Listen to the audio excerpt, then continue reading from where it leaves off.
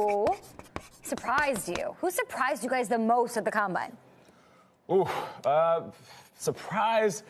You know what? I would say Lamar Jackson, not running. That was the biggest surprise. You know, I said it before. If you have a certain strength, you go out there, you display that strength when everybody's watching. And not only everybody watching, but it's the first time you get to send that message to all your peers where they're going to walk into their careers knowing he got the best of me at the Combine. Listen, I only could do a few things very well, and I knew I could jump really high. In 2003, I decided I was going to jump the highest vertical. So for the rest of my career, every guy that I came out with, every time they saw me, they always nodded me and said, hey, Nate, we know that you got hops. And that's respect. So I feel like if he'd have did it on that stage, it's a certain level of respect. And it's a message to the world that when this young man gets the ball in his hands and he decides not to pass, just like he did in college, he's going to score touchdowns on you, just like we saw with Deshaun Watson, just like we saw way back with Michael Vick and every other running quarterback, Russell Wilson, and all the guys that can do that very well. That's his skill set. He should have displayed that and showed it off.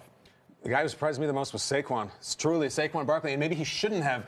This past fall, it was Saquon Saturdays. Every single Saturday, Twitter was he took over the entire medium. Everybody just gushing about him. So he shouldn't have surprised me, and yet he still did. Like, I knew he was good. I didn't know he was 41-inch vertical, 29 reps. This guy owned the city of Indianapolis. Peter, you were there. I never truly bought before the Combine that someone might take him number one overall. I know there was chatter about it. I didn't buy it. I do buy it now because he was that good, and I was shocked. It was truly Saquon's day on Friday, and then on Saturday, Josh Allen throwing those 70-yard passes didn't necessarily surprise me, but then to actually see it happen, you're like, wow, okay, that's real, that's legit.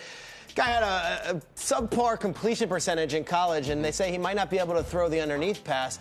But I'll tell you, he could throw the deep pass. He was going deep. Look at some of these throws. These are the underneath ones. But if we get the long bombs that you see, this one here, this is with such ease. He just kind of flicks it, and it goes 60 yards. It was truly a show. They say that he is the best arm to come out of college since Jamarcus Russell, who people talk about as if he's Paul Bunyan with his arm. So Josh Allen, what Jamarcus didn't have was all of the dedication and desire and all that. Josh Allen seems to have it, too. So he also put himself in the conversation for number one overall.